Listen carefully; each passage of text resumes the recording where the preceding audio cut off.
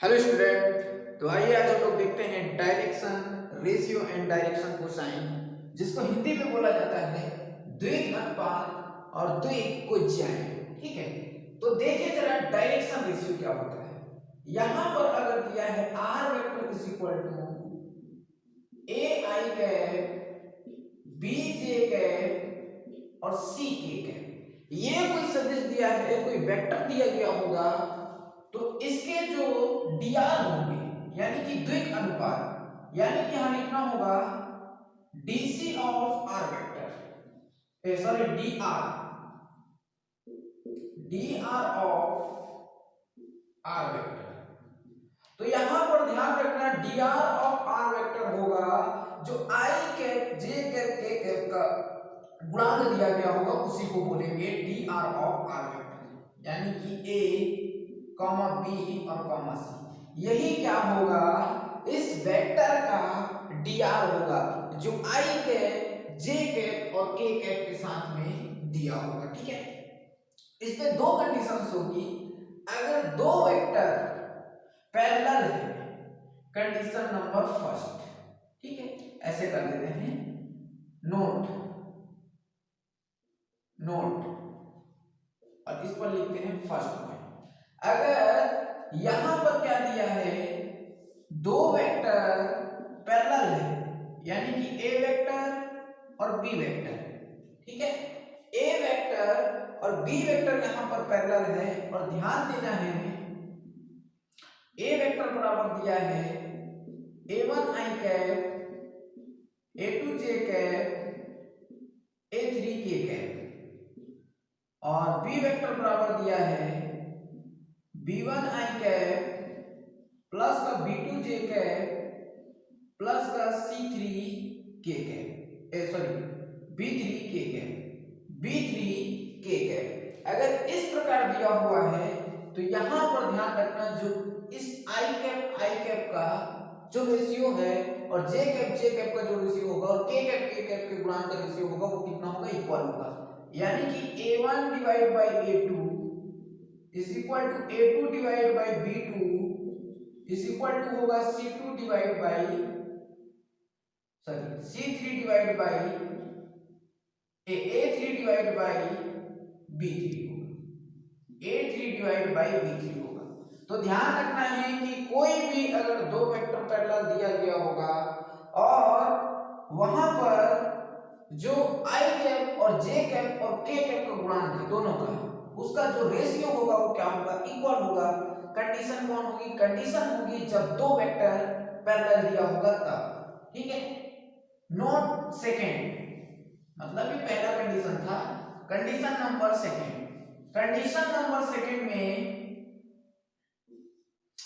अगर दो vector perpendicular है, परपेंडिकुलर का मतलब अगर यहां पर दिया है, ध्यान रखना है, यहां पर दिया है a1 a2 a3 और इसके पॉइंट दिए हैं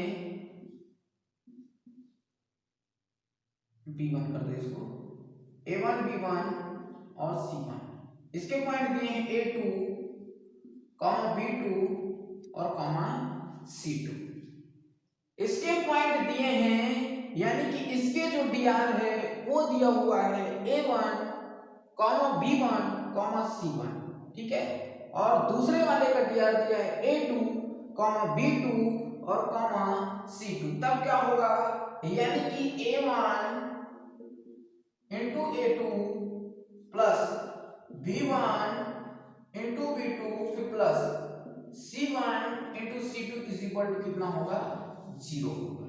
ये नोट नंबर सेकेंड है। अगर दो यहां पर परपेंडिकुलर दिए गए हैं लाइन, और उस लाइन के dr पहले वाले का दिया a1 b1 c1 और दूसरे वाला का a2 b2 c2, तब क्या होगा a1 इंटू a2, ठीक है, फिर प्लस b1 इंटू b2 और c1 into c2 is equal to कितना आएगा, 0 आएगा। इस बात को क्या करना होगा, हमें ध्यान रखना होगा। उसके बाद आते हैं नेक्स्ट आते हैं इसके नेक्स्ट पॉइंट में, यदि कोई दो पॉइंट दिया है, दो पॉइंट दिया है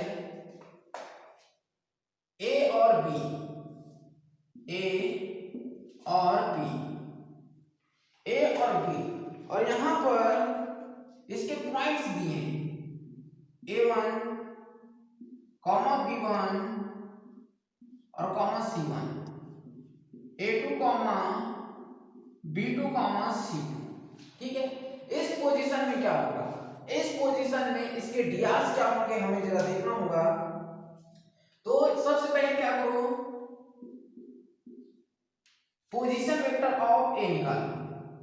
पोजीशन वेक्टर ऑफ ए निकालने के लिए क्या करें, A1 i cap B1 j cap plus का C1 k कैप, इसका position vector of B A2 i cap B2 j cap C2 k cap. ठीक है, अब क्या किया जाए, अब यहां पर हमें निकालना है AB वेक्टर,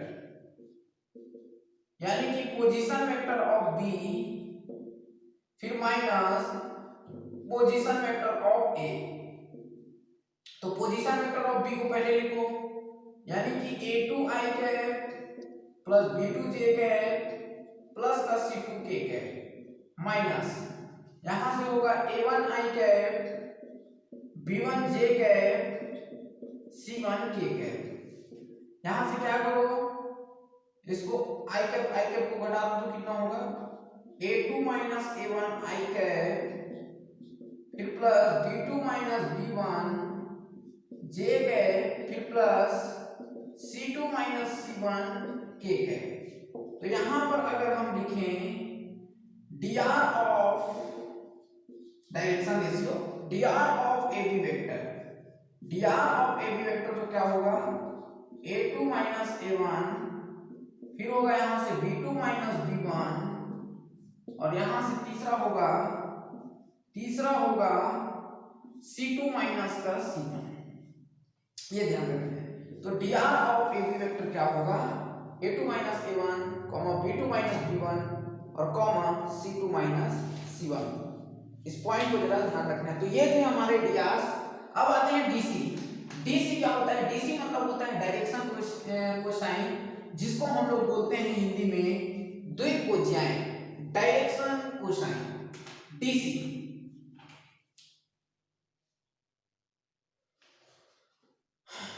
चलो ठीक है, सबसे पहले क्या करते हैं, एक्स एक्सिस और वाई एक्सिस और जेड एक्सिस बनाते हैं। ठीक है, तो यहां पर क्या करना है, इसको लेना है वाई और ये हो गया हमारा जेड और ये हो गया हमारा एक्स, और ये कोई पॉइंट है P जो x, y, z, x, y, z है।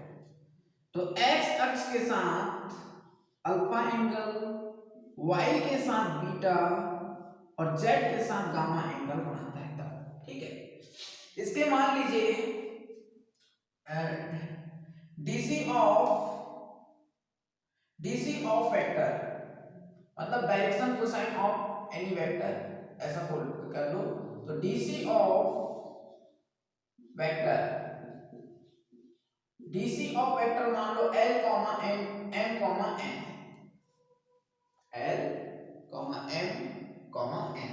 ठीक है, इसके DC कोई भी वेक्टर दिया है, उस वेक्टर का DC कितना है L M N। तब यहां पे क्या होगा, L बराबर cos के साथ अल्फा, M बराबर cos के साथ बीटा और n बराबर cos के साथ gamma.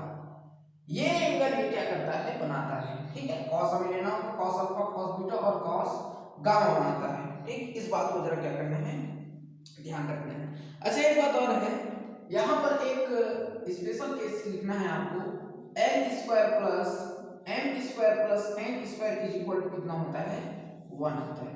l square plus m square plus n square is equal to कितना होता है, 1 होता है। इस पॉइंट को क्या करना है, हमको ध्यान रखना है। मान लीजिए अगर कोई वेक्टर दिया है r वेक्टर, नेक्स्ट पॉइंट, अगर यहां पर r वेक्टर दिया है a I cap plus b j cap plus c k cap, और इसके हमें क्या निकालना है, हमें इसके निकालना है डीसी। तो डीसी निकालने के लिए क्या करेंगे, डीसी निकालने के लिए क्या करेंगे जरा ध्यान देना होगा, ठीक है। डीसी निकालने के लिए क्या करेंगे, सबसे पहले इसके डीआर, तो डीआर क्या होगा, डीआर होगा यहाँ पर ए बी सी, ठीक है। अब डीसी निकालना है, डीसी निकालना है, DC DR of R vector और डीसी ऑफ आर वेक्टर, तो यहाँ पर कितना होगा, D D DC of R vector यानी कि पहले पॉइंट को लो और इन तीनों को रूट के अंदर a square plus b square plus का c स्क्वायर, फिर comma b divide by root के अंदर a square plus b square plus का c स्क्वायर, फिर उसके बाद comma c divide by root के अंदर a स्क्वायर प्लस का b स्क्वायर प्लस का c स्क्वायर, ठीक है। ये इसके डीसी होंगे। तो आइए जरा एक क्वेश्चन से देखते हैं, सदिश r वेक्टर बराबर i cap plus j cap plus का 2k कैप के द्विक अनुपात यानी dr तथा इसकी सहायता से डीसी भी निकालना है। r वेक्टर दिया i cap plus j cap plus का 2k कैप dr निकालना है, i cap j cap k cap का गुणांक लिख दो, dc निकालना है, l m n लेट कर लो पहले उसको, फिर लेट किया तो हमने यहाँ क्या होगा l बराबर इसके डिवाइड में इन तीनों का स्क्वायर, फिर m के डिवाइड में इन तीनों का स्क्वायर, फिर n के डिवाइड में इनका स्क्वायर, तो 1/√6 1/√6 1/√6 ये क्या होंगे इसके डीसी होंगे और यही क्या होगा।